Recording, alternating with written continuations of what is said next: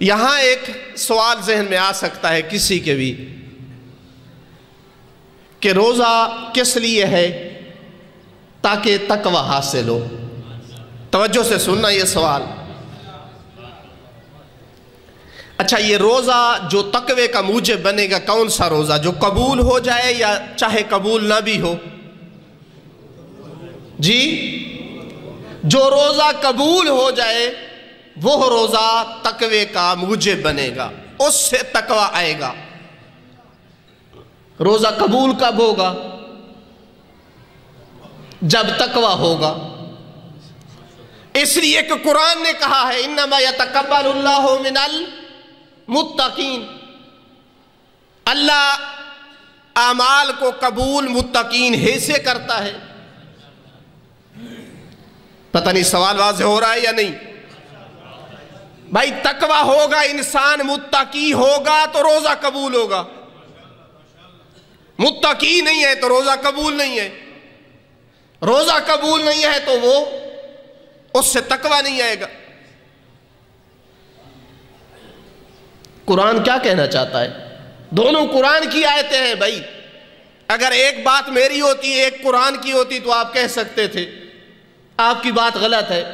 معصوم نے بھی فرما دیا کہ ہماری طرف سے اگر کوئی حدیث ایسی آ جائے جو قرآن سے ٹکرا جائے تو وہ روایت ہماری نہیں ہے، اس کو دیوار پہ پھینک دو۔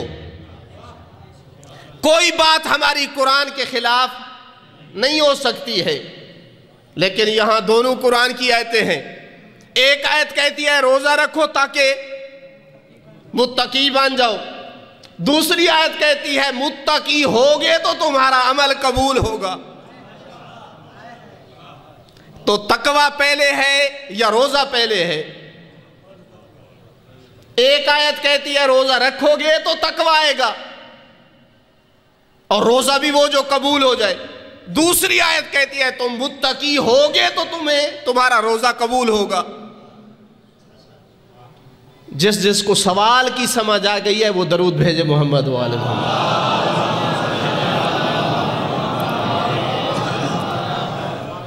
میں چونکہ ابھی تک پڑھنے پڑھانے میں مصروف رہتا ہوں تو مجھے مجلس بھی ویسے درس والی آتی ہے۔ مختصر انداز میں اگر جواب عرض کروں تو کہا جا سکتا ہے قرآن کی ان دونوں آیتوں کو اگر سامنے رکھ کر دیکھا جائے تو قرآن یہ پیغام دینا چاہتا ہے کہ تقوی کی بہت ساری منازل ہیں۔ ایک اگر منزلت تقوی کا ایک مرحلہ تمہارے پاس ہوگا تو تم روزہ رکھ سکتے ہو، ورنہ بہت سارے ہیں جو روزہ نہیں رکھتے ہیں، ان کے پاس تقوی کی وہ سٹیج نہیں ہے کہ جو ان کو روزے کی طرف لے آئے۔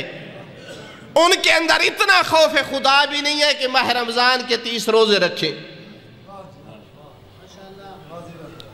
ہاں، ان کے لیے حاکم شرع کی حکومت چاہیے جو 3 دن زہرا کے بیٹے کی جب حکومت ہوگی نا تو 3 دن تک اسے تعزیر لگائیں گے، پھر بھی وہ انسان کا بچہ نہ بنا تو 4تھے دن اس کا سر اس کی گردن جدا کر دیں گے۔ یہ روزہ کوئی عام معمولی عبادت نہیں ہے۔ چھٹے امام نے کیا فرمایا تھا؟ بنی الاسلام علی 5، اسلام 5 ستونوں پر کھڑا ہے۔ اسلام ایک بلڈنگ ہے جو 5 ستونوں پر کھڑی ہے۔ اتفاق سے ہماری یہ بلڈنگ نہیں 6 ستون ہے، 5 ستونوں پہ کھڑی ہے۔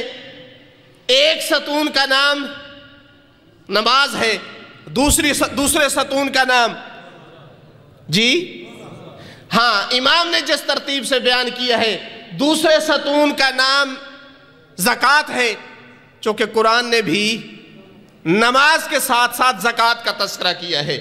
تیسرے ستون کا نام امام نے فرمایا حج ہے، 4تھے ستون کا نام روزہ ہے۔ بنی الاسلام علی 5 الصلاۃ والزکاۃ والحج والصیام۔ تو معلوم ہوا کہ اگر کوئی آدمی روزہ نہیں رکھتا ہے تو اس کے پاس پورا اسلام نہیں ہے، اس کے پاس وہ بلڈنگ ہے جس کی آدھی چھت گری ہوئی ہے۔ کامل اسلام اس کے پاس ہے جو نماز کا پابند ہے، جو زکوٰۃ کا پابند ہے، جو واجب حج ادا کرتا ہے، جو روزہ پابندی سے رکھتا ہے، مگر ابھی تک بھی مکمل نہیں ہے۔ امام نے فرمایا 5واں ستون ولایتنا اہل البیت، ہم اہل بیت کی ولایت ہے۔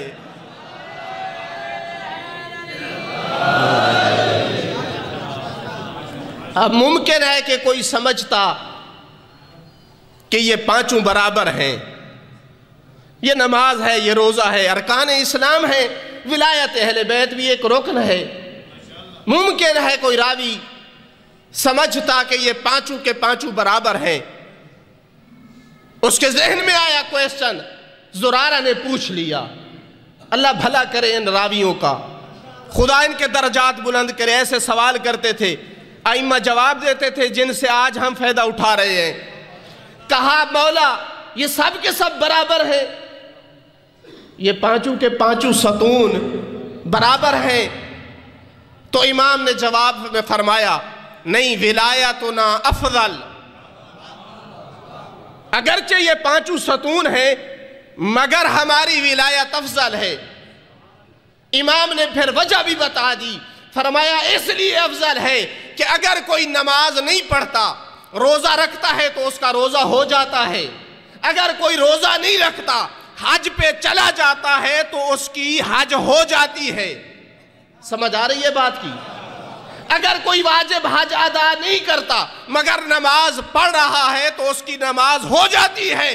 زرارہ مگر ہماری ولایت وہ رکن دین ہے، اگر ولایت نہیں ہے تو نماز نماز نہیں ہے، حج حج نہیں ہے، روزہ روزہ نہیں ہے۔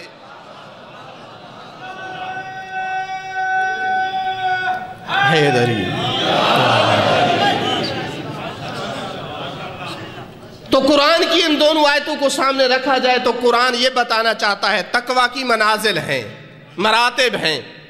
ایک مرتبہ تقویٰ کا ہوگا تو بندہ روزہ رکھ پائے گا، پھر اگر اس کے اندر کچھ خوف خدا ہے تو اس روزے کے آداب کا خیال رکھے گا۔ کیوں اللہ متقیوں سے قبول کرتا ہے؟ اس لیے کہ اگر خوف خدا نہیں ہے اور روزہ بھی رکھا ہوا ہے، لوگوں کی غیبت کر رہا ہے، حرام پہ افطار کر رہا ہے، غریبوں اور یتیموں کو ستا رہا ہے، لوگوں کی عزتوں کو پامال کر رہا ہے، سحر و افطار حرام مال پر ہے، تو یہ روزہ قبول نہیں ہے۔ اگر کسی کے پاس اتنا تقویٰ ہے کہ وہ اپنے روزے کو بچا لیتا ہے گناہوں سے، گانے سننے کی عادت تھی تو چھوڑ دی ہے، کسی کا حق نہ حق مال تھا تو واپس کر دیا ہے، سارا دن اپنی زبان پہ، اپنی نگاہ پہ، اپنے کانوں پہ کنٹرول رکھتا ہے، تو یہ وہ تقویٰ ہے جو روزے کے قبول ہونے کا سبب بنتا ہے۔ جب روزہ قبول ہو گیا تو اس کے بعد اللہ اسے تقویٰ کی اگلی منزل عطا کرتا ہے، اور وہ منزل کون سی منزل ہے؟ جب روزے سے پہلے تھا تو اپنے مستحبات کو اہمیت نہیں دیتا تھا، اپنے مکروہات کو اہمیت نہیں دیتا، گناہ صغیرہ سے نہیں بچتا تھا، مگر ماہ مبارک جب گزرا ہے تو گناہ نہ کرنے کے باوجود بھی اللہ کے سامنے توبہ کر رہا ہے، عبادت اور مناجات میں مصروف ہے، تقویٰ کی یہ منزل عطا کرتا ہے۔ درود بھیجئے محمد و آل محمد پر۔ تو ممکن ہے روزے سے پہلے تقویٰ اس کے پاس ہو، مگر اس کے باوجود چونکہ تقویٰ نچلی سٹیج کا ہے تو گناہ کرتا ہو، صغیرہ کرتا ہو، مگر روزہ جب قبول ہو گیا تو وہ والا تقویٰ آئے گا کہ اب گناہ صغیرہ بھی نہیں ہوتا ہے، ہو جائے تو فوراً ندامت کرتا ہے، توبہ کرتا ہے۔ یہ قرآنی فلسفہ ہے تقوی کا، روزے کا قرآنی حکمت ہے۔